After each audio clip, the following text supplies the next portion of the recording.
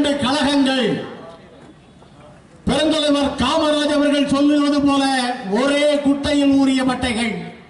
ஒன்று திராவிட முன்னேற்ற கழகம், மற்றொன்று அண்ணா திராவிட முன்னேற்ற கழகம்.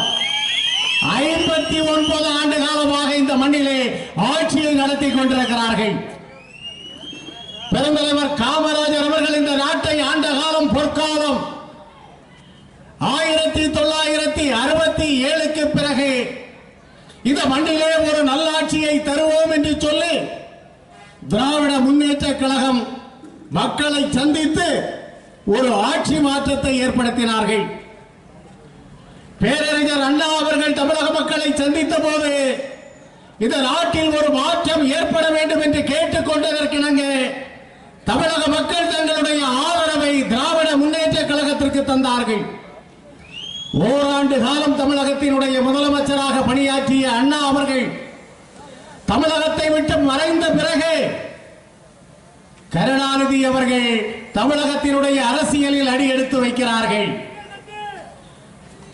புரட்சி தலைவர் என்று முகத்தை காட்டியதன் காரணமாக தமிழகத்தில் பெருந்தலைவர் காமராஜருடைய ஆட்சி அப்புறப்படுத்தப்பட்டு திராவிட முன்னேற்ற கழகத்தினுடைய ஆட்சி வந்தது.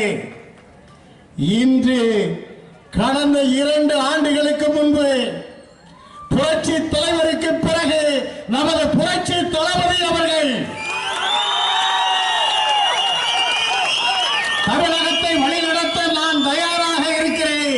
இந்த 2 கழகங்களும் இந்த மண்ணை விட்டு அகன்றால் மட்டும்தான் இந்த மக்கள் இந்த மண்ணில் வாழ முடியும் என்பதற்காக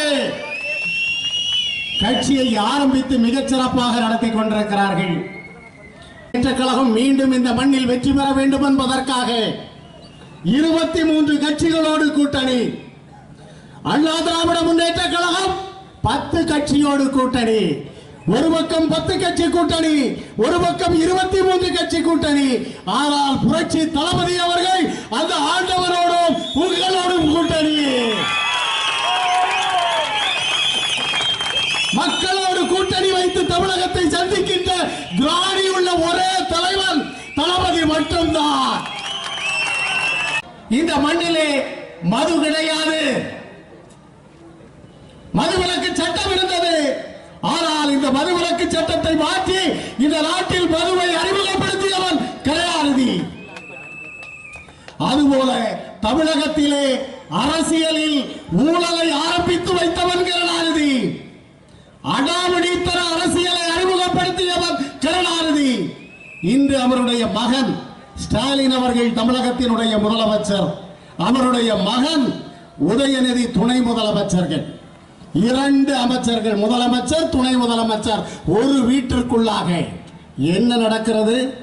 கடந்த 5 ஆண்டுகள் 4.5 ஆண்டு காலத்தில் தமிழகத்தில் 7500 கொலை நடந்திருக்கிறது.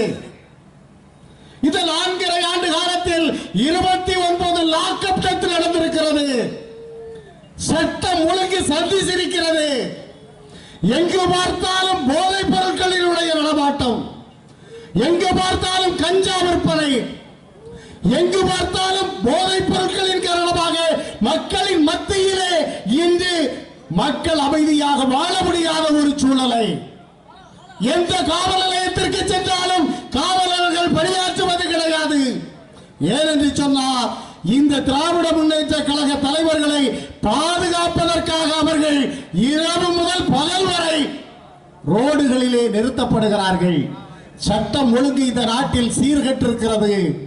உதாரணத்திற்கு 2 நாட்களுக்கு முன்பு தூத்துக்குடி மாநகரத்திலே 12ஆம் வகுப்பு படிக்கின்ற ஒரு மாணவி இயற்கை உபாதை கழிப்பதற்காக வீட்டை விட்டு சென்ற பிறகு வீட்டிற்கு திரும்பவில்லை. இந்த மதுவின் காரணமாக, இந்த போதையின் காரணமாக அந்த உயிர், நம்முடைய தங்கையின் உயிர் பறிக்கப்பட்டிருக்கிறது. இன்று வரை தமிழகத்தில் குற்றவாளி யார் என்று கண்டுபிடிக்க முடியாத ஒரு ஆட்சி இந்த மண்ணில் நடைபெற்றுக் கொண்டிருக்கிறது. எனவருமை சகோதரர்களே, சிந்தித்து பார்க்க வேண்டும்.